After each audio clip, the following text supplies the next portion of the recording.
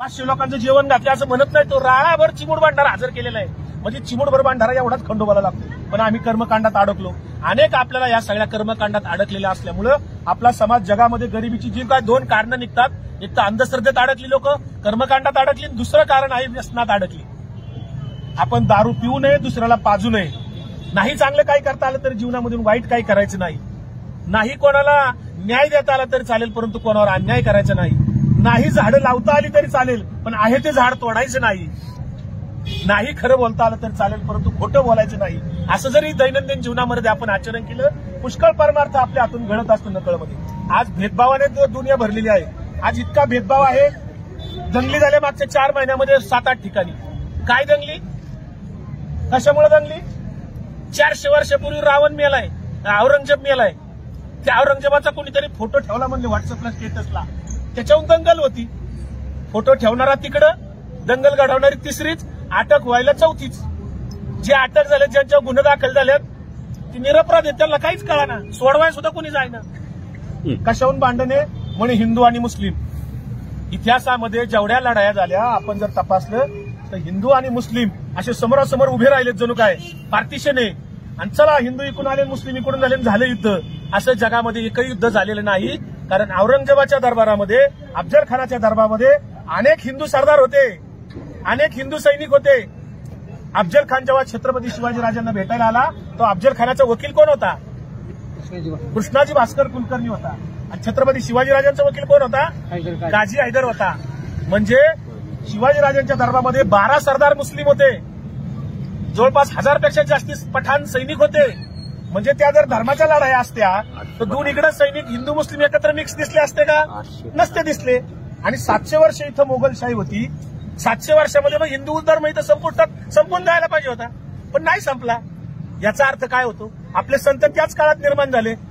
ज्ञानोबा, नामदेव, सावतामाळी, गोरा कुंभार, चोखोबा, एकनाथ महाराज, तुकोबा राय, निळोबा राय, सगळे संत बघा तुम्ही, त्याच काळात तयार झालेले सगळे.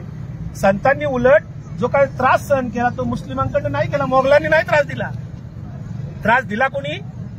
पुरोहित पंडितांनी त्रास दिला. कारण त्यांचा धंदा पोटा पाण्याचा प्रश्न होता. संतांनी शॉर्टकट सांगितला लोकांना देवाकडे जाण्याचा. मधली वाट सांगितली, शॉर्टकट मधून जा, कशाला इकडे येडे होऊन जाता, असा प्रवास सांगितल्यामुळे संतांना त्रास होणं स्वाभाविक आहे.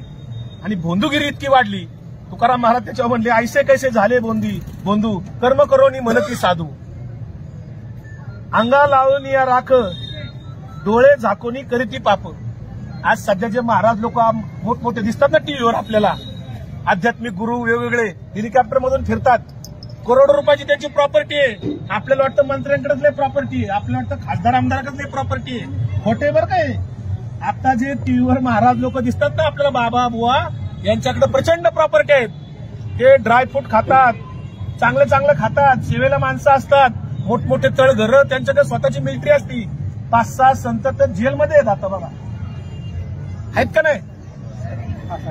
मग आता संत कोणाला म्हणावे? तुकाराम महाराजांनी संतांचा सत्संग करा, परमार्थ करा. संतांचा सत्संग करायचा तर संत आपल्याला या संत साहित्याच्या आधाराने आपल्यासमोर जिवंत आहे. तुकाराम गाथेचा जर आपण सत्संग केला तर आपल्याला संतांचं दर्शन होईल. ज्ञानेश्वरीचा जर आपण सत्संग केला तर आपल्याला संतांचं दर्शन होईल. एकनाथी भागवत वाचली, हरिपाठ वाचला, भजन केलं, कीर्तन, प्रवचन, श्रवण भक्ती केली तरी आपल्याला संतांचा सत्संग होतो. मात्र आज धंदेवाईत बोंदुगिरी करणारे भगव्या कपड्यातले लोक आज देवाच्या नावाने, धर्माच्या नावाने लोकांना फसवतायत, अंधश्रद्धा सांगतायत. तुकाराम महाराजांनी त्यावेळेस सांगितलं, 900 कन्या पुत्र होती तो का करणे लागे पती. 900 जर मुलं होणार असतील तर नवरा करायचा कशाला, हा प्रश्न त्यावेळेस विचारलाय तुकाराम महाराजांनी. आम्हाला मात्र कळत नाही, गुजरातला जातात लोक, पोरगा होत नाही म्हणून. हे प्रकार चाललेत. तिथे पैसे घेतात किती. ह्या सगळ्या याच्यावर आपल्याला पुढे जावं लागेल. कारण आपल्याला जे काय जाती व्यवस्थेमध्ये अडकवलं, खरं तर आपण जन्माला येतो, आपण माणूस म्हणून जन्माला येतो. आपल्या रक्तामध्ये काय लिहिले का? हा धनगर आहे, हा माळी आहे, हा मुसलमान आहे, हा ब्राह्मण आहे, हा अमका आहे, तमका. रक्त तर सगळ्यांचं लालच आहे. आता कोरोनात अनेक लोकांना रक्त लागत होतं. मग रक्त लागताना कोणी विचारलं का? असं ते बघा, चेक करा माझ्या जातीचे आहे का बघा. अलीकडे दुसरं काय निघालं? पत्रिका बघून लग्न ठरवायला निघाली लोक. खरं सांगा, इथं बसले आता तुम्ही अनेक ज्येष्ठ मंडळी आहेत, तुमच्या आईवडिलांचं लग्न पत्रिका बघून जुळलं गाव. त्यांच्या जन्मतारखा तरी होत्या. बऱ्याच जणांच्या आता ताटे साहेबांना माहिती असेल 1 जूनच जन्मतारीख आहे सगळ्यांची. निम्म्या महाराष्ट्राचा वाढदिवस 1 जूनला आहे. मग पत्रिका आपल्या आई वडिलांच्या नव्हत्या तरी संसार झाले ना, आपल्या आजा पंचांचे झाले, आपल्या आई वडिलांचे झाले. मात्र आम्ही आता काय करतोय, कॉम्प्युटरवर पत्रिका काढतोय, कॉम्प्युटराईज पत्रिका काढतोय. आणि जुळत नसेल तर काय, महात्मा फुलेंनी सांगितलं बघा बरं का, महात्मा फुले काय म्हणले, मी नाही म्हणत. पत्रिका काढणारा तोच, पत्रिकेत दोष दाखवणारा तोच, आणि पत्रिकेत निवारण करणारा तोच. हा काय धंदा आहे असं तुकाराम आपलं महात्मा फुलेंनी प्रश्न विचारलाय त्या काळात 150 वर्षापूर्वी. पत्रिका काढणारा तोच, दोष दाखवणारा तोच, आणि निवारण त्याचा इलाज सांगणारा तोच आहे. फक्त त्याला स्वतःचा इलाज कळला नाही. म्हणजे हे किती थोतांडे, जगामध्ये कुठं असं नाहीये. त्यामुळे आपल्याला अंधश्रद्धेत कर्मकांडात अडकून आपला पैसा शोषला जातोय, शोषण केलं जाते, आपलं खिशे कापले जात आहेत रोज, व्यसनाधीनतेमध्ये अडकलेली माणसं आहेत. आणि म्हणून मग आपण जे काय आता आंदोलन चाललंय ते, या आंदोलनामध्ये अनेक लोक यायला पाहिजेत, पण समाजामध्ये नकारात्मकता फार वाढलेली आहे. शेवटची एक गोष्ट सांगतो मी, आणि मला वाटतं वेळ होत आली असेल. शेवटची एक गोष्ट सांगतो की ही गर्दी कुठे गेली नेमकी, नको तिकडे गर्दी जाते. आता ती कोणती आता डान्स करती बाई, गौतमी पाटील, तिचा जर डान्स ठेवला असता इथं जागा पुरली असती का, बिल्डिंग पाडली, फार वर बसली असती लोक, बिल्डिंगवर सगळ्या त्या शॉपिंग सेंटरवर बसली असती. पत्रा पाडला.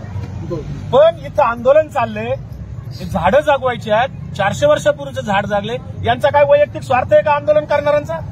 याच्यात काय फायदा आहे का त्यांचा? काहीच नाही. त्यांच्या घरावर काय सोन्याची कौलं पडणार आहे का? पण त्यांची आग्रहाची जी मागणी ती सत्याची मागणी. गांधीजींनी सत्याग्रहाचं हत्यार दिलं, गांधीजींच्या मार्गाने हा सत्याग्रह चाललेला आहे. आणि मग याच्यामध्ये अनेक लोक नकारात्मक विचार करतात. क्षणोक्षणी करावा हाच विचार, तरावया पार भवसिंधू, असं जेव्हा तुकाराम महाराज म्हणतात तेव्हा क्षणोक्षणाला विचार करायला सांगतात ते. पण कोणता विचार करतो आम्ही?